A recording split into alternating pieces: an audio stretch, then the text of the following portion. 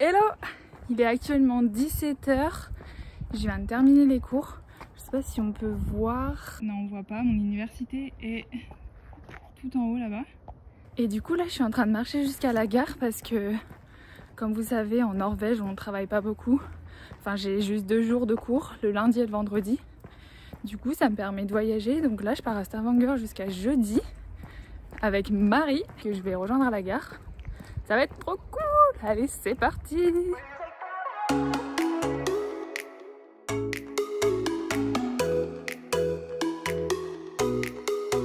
Coucou, c'est Marie 2.0 avec 20 cm de moins et je viens de Strasbourg et je suis actuellement en vadrouillant en Norvège.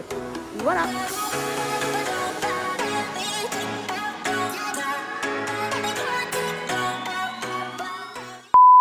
Je suis dégoûtée! J'ai choisi une place avec il n'y a pas de fenêtre. On attend.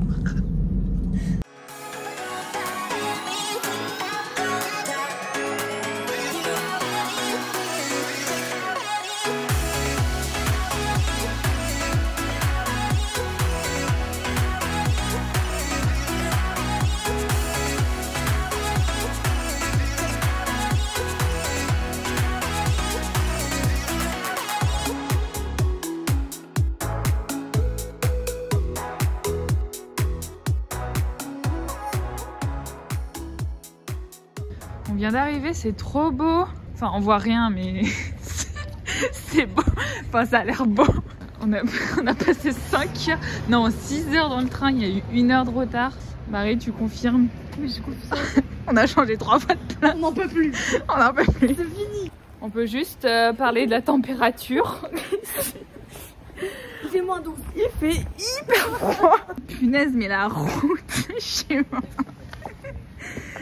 Ah, mais c'est...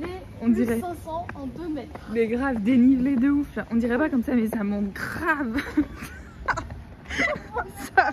On voit même pas le bout de la route. Elle est au bout de sa vie. Je peux même pas faire une phrase.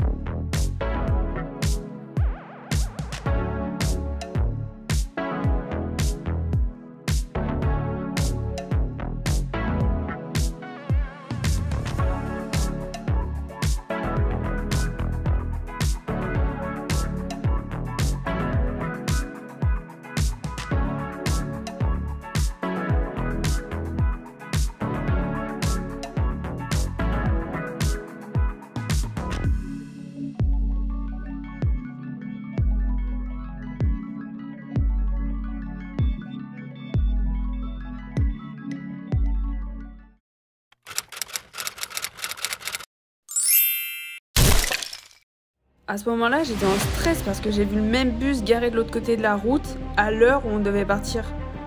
Du coup, je pensais qu'on l'avait raté, mais au final, il est arrivé 10 minutes plus tard.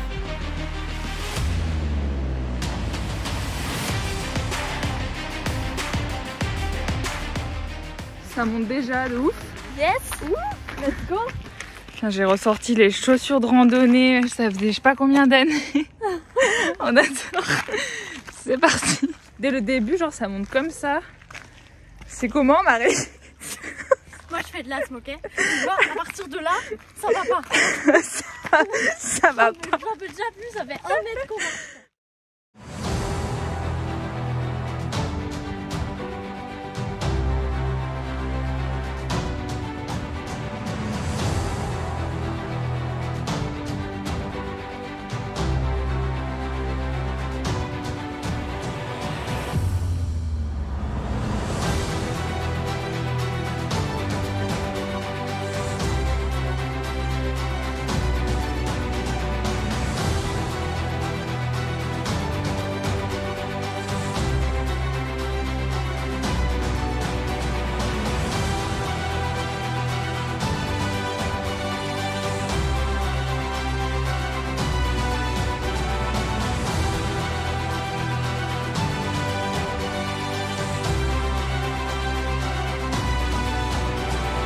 Alors Marie, ce nerf sciatique. Un peu en PLS. En PLS. Non, ça va, là il est chaud, là Il est entraîné là. Ouais, il est entraîné. Ça fait depuis 1h30. Ça fait 1h30 en vrai qu'on marche, donc bon. Alors ça, c'est les Bixit. Hein. Tout le monde connaît, c'est sûr. C'est super bon. C'est très qualitatif et nutritif. Ça veut rien dire ce que j'ai dit, mais voilà. Mais c'est bon quand tu fais des petites randos et tout. On valide, hein. Franchement, j'y avais jamais goûté. C'est trop bon. Vers la fin, on a rencontré 2 Français. Mathias, le mec juste devant moi, qui avait en fait grave le vertige, et Théo, celui avec la casquette blanche. Ils étaient étudiants en architecture et ils étaient venus ici en autostop, truc de ouf. Mais ouais. Putain, ça doit faire tellement peur là.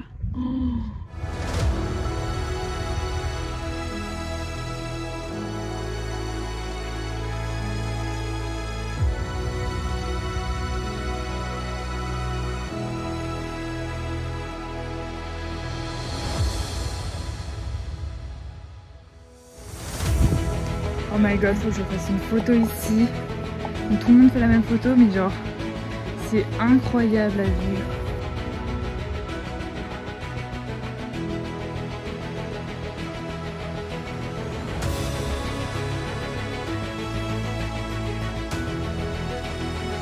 Je viens d'escalader tout en haut pour avoir la vue de malade. Là où on était, du coup, on a pris la photo en bas, mais moi je voulais voir à quoi ressemble le rocher de la vue du haut. C'est vraiment, mais waouh! J'ai pas les mots. C'est incroyable la vue. C'est trop bizarre parce que du haut, le rocher il est carré, alors que quand on était en bas, ça avait pas du tout cette forme. Trop beau. Franchement, je regrette pas du tout d'avoir marché 2 heures que en montée. Là, il y a des mariés, je sais pas si on voit, mais il y a une mariée, elle a mis sa robe de mariée ici et tout. Ils sont en train de faire une photo. Ça va être hyper beau. Du coup, on est resté genre 1h30 ici et c'est 14h. On mange que maintenant. On est le lendemain. Aujourd'hui, on va visiter un peu la ville de Stavanger. Là, on va visiter la rue où il y a toutes les maisons colorées, comme vous pouvez le voir. C'est très beau. Et puis, c'est parti. On vous emmène avec nous.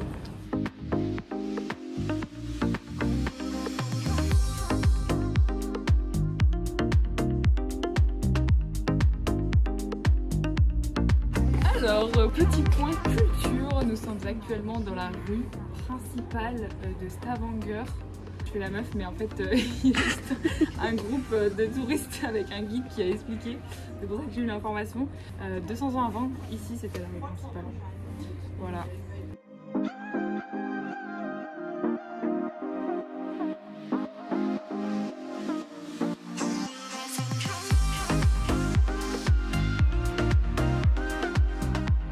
Oh là là, il est énorme le truc. En plus, il y en a un autre derrière, je sais pas si on voit. Et Marie disait que ça polluait beaucoup. C'est pas bon pour la planète. Il vient de... Ah, celui-là, il vient de Trondheim. Mais il vient de Bergen, du coup, le gros. Bon, après, ce qui est cool, c'est que Marie vient de trouver la Wi-Fi du bateau. Non, mais en fait, il faut quand même mettre ton numéro de chambre. Ah, de chambre, ah oui. Réservation. Donc, c'est mort. Mais du coup, j'ai la Wi-Fi de l'hôtel à côté. Elle gratte toutes les Wi-Fi. Parce qu'on dira pas le prix du forfait norvégien. Hein, non, c'est mieux. 300 NOK. Alerte, on a voulu rentrer. Marie, la clé. Je sais pas si on voit, attends, la serrure est là et le bout de la clé est dedans. Genre du coup j'ai appelé la proprio, elle arrive. Ça c'est Mercure qui rétrograde. La malchance elle est là. Non mais j'en peux plus. On doit partir, on doit aller à la gare dans 1 heure. Il faut qu'on récupère nos sacs. Bravo Marie. C'est pas moi. J'ai la clé. Oh, c'était un travail d'équipe. On a essayé toutes les deux d'ouvrir et voilà. Je tiens à préciser qu'il n'y avait mais aucun travail d'équipe. C'est-à-dire que Marie a pris la clé, elle va pour ouvrir, mais en fait elle s'est rendue compte que ça marchait pas, genre elle forçait et tout et ça voulait pas ouvrir la porte. Du coup elle s'est dit ouais Marie tu peux essayer et tout. Mais à partir de ce moment-là, la clé était déjà cassée, elle était déjà dans la serrure, le bout de la clé. Moi j'essaie de tourner tout, ça voulait pas tourner, du coup je retire la clé. Et là je me suis aperçue qu'en fait il y avait plus de boue. Une grosse panique à bord, genre vraiment, parce que notre train il était dans 1 heure et toutes nos affaires elles étaient à l'intérieur de l'appartement et il n'y avait aucun moyen de rentrer. Du coup j'ai vite appelé la proprio, elle a mis genre 10 minutes à arriver et elle s'est rendue compte qu'il n'y avait aucun moyen. Du coup elle a commencé à appeler un voisin et en fait le gars pensait qu'avec un aimant il pouvait genre coller, attirer le bout de la clé qui était coincé à l'intérieur de la serrure et faire pression pour ouvrir je sais pas quoi, mais ça n'a pas du tout marché. Du coup la seule solution qui nous restait c'était d'escalader le balcon qui atterrissait sur la porte d'entrée des voisins et normalement cette porte elle est toujours ouverte d'après la proprio, donc c'était notre dernière chance vraiment. Donc du coup elle a appelé un voisin qui a ramené une échelle, il a installé l'échelle et moi j'ai escaladé jusqu'au balcon et par chance cette porte était ouverte. Les voisins n'étaient pas là ce jour-là, du coup, obligé de traverser leur appart comme ça, quoi. Pas trop légal, mais j'ai vite traversé et après, je suis vite allée ouvrir la porte d'entrée du bas. Mais oh là là, on a eu notre train en plus à l'heure. Oh, malgré ça, on n'a aucune image de ce qui s'est passé là parce que Marie n'a rien filmé du tout. Bravo. Et la proprio, mais il n'y a aucun moment elle était en colère contre nous, genre elle nous a dit vous inquiétez pas, ça peut arriver à tout le monde, genre vous y êtes pour rien. Et nous on était là ouais. Mais le truc c'est que quand on est rentré dans l'appart, genre elle nous avait écrit une carte avec, elle nous avait acheté du chocolat et tout et nous, enfin Marie du coup venait de péter sa clé. On était genre en mode ouais mais franchement elle était trop sympa. One eternity later. Il est 23h20, on vient juste d'arriver et demain j'ai un oral à 8h. Faut que je me douche, faut que je révise, enfin c'est bien de voyager mais là le train il est arrivé 40 minutes plus tard, j'ai pas compris.